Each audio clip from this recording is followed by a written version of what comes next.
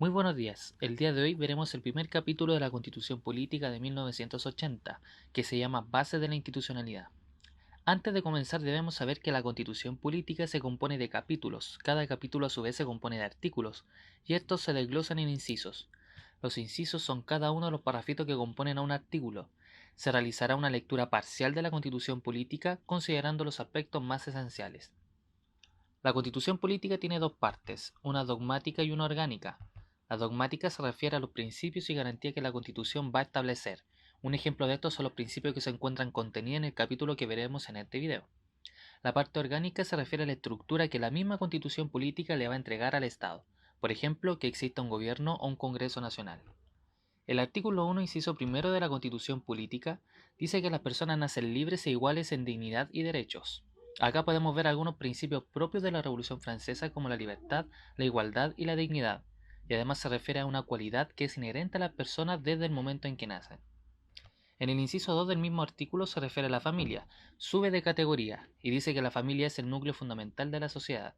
En el inciso tercero habla de un grupo más grande que es la familia, habla de los grupos intermedios, y dice que el Estado reconoce y ampara a los grupos intermedios a través de los cuales se organiza y estructura la sociedad, y le garantiza la adecuada autonomía para cumplir sus propios fines específicos.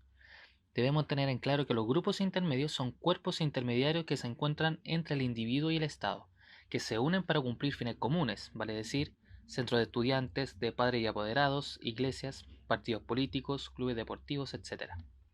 En este apartado, artículo 1, inciso 3, nos encontramos con el principio de subsidiariedad del Estado, en donde éste tiene dos deberes. Primero, un deber de abstención, es decir, el Estado se abstiene de intervenir, deja que los grupos intermedios actúen para que estos puedan cumplir con sus propios fines específicos. Segundo, deber de acción. El Estado interviene en tres escenarios. Uno, cuando los grupos intermedios no pueden cumplir con su actividad. Dos, cuando estos cumplen pero de manera deficiente. Y tres, en aquellas actividades que el Estado se reserva para sí.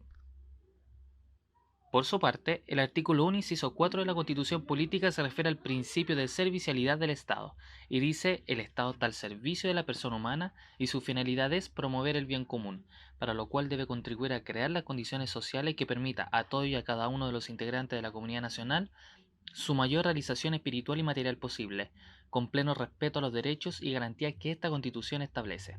En este principio se define la razón de ser, la razón de existencia del Estado, que es promover el bien común en servicio de la persona humana.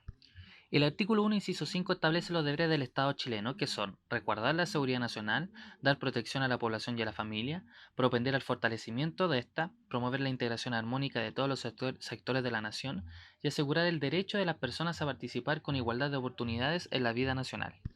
En el artículo 2 se establecen los emblemas nacionales, que son la bandera nacional, el escudo de armas de la República y el himno nacional. El artículo 3 se refiere a la organización del Estado y señala que el Estado de Chile es unitario. Esto quiere decir que existe un solo centro de decisión política, a diferencia de Estados federalistas como Estados Unidos. El poder en Chile está centrado en un solo núcleo y se aplica la misma norma para todos los lugares de la República. El artículo 4 define a Chile como una república democrática, entendiendo esa república como una forma de organización del Estado en donde existen autoridades elegidas que ejercen el poder. La república se entiende al contrario de una monarquía, en donde existe una sola persona ejerciendo todo el poder del Estado, y se entiende a democracia como una forma de gobierno mediante el cual el pueblo ejerce el poder eligiendo a sus representantes, ya sea de manera directa o indirecta. En el artículo 5 se habla de la soberanía, que es un atributo del Estado, y corresponde a la capacidad de mando que éste tiene en todo el territorio que comprende, al aplicar un ordenamiento legal, vinculante y exigible. Según este artículo, la soberanía reside esencialmente en la nación, y le atribuye su ejercicio al pueblo a través del plebiscito, que es una consulta ciudadana, de elecciones periódicas, como las elecciones de presidente de la República, de senadores y diputados, y también por las autoridades que la Constitución establece. Además señala que ningún individuo ni sector del pueblo alguno puede atribuirse su ejercicio. El limitante que tiene el ejercicio de la soberanía es el respeto a los derechos humanos. El artículo 6 se refiere al principio de legalidad y de supremacía constitucional, pues señala que los órganos del Estado, como el presidente de la República y el Congreso Nacional, deben someter su acción a la Constitución y a la norma dictada conforme a ella, y garantizar el orden institucional de la República. En el artículo 7 la Constitución habla de la actuación válida de los órganos del Estado y establece como requisito de la actuación válida, primero, Una investidura que debe ser previa, es decir, previa a que se ejecute el acto, y regular, es decir, conforme a la ley. Segundo, se requieren de competencias, o sea, un conjunto de atribuciones que los órganos del Estado poseen en razón de la materia, el territorio y el tiempo. Y tercero, las formalidades que la ley señale. Aquí se refiere a las exigencias que establece la ley, las solemnidades. Al no cumplirse estos requisitos, el acto no será válido, es nulo, carecerá de valor y traerá las sanciones que la ley señale.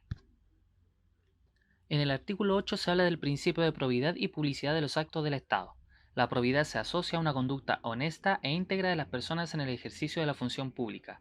Esto implica que el interés común prima por sobre el interés particular, de modo tal que no utilizará ni el cargo ni los recursos públicos para conseguir beneficios o privilegios personales. Cuando hablamos de transparencia nos referimos a garantizar el derecho de la ciudadanía de conocer y acceder a la información acerca de las actuaciones y decisiones de las instituciones públicas, operando como barrera para la corrupción y posibilitando que los ciudadanos vigilen la función pública. En el artículo 9, la Constitución Política menciona los actos terroristas.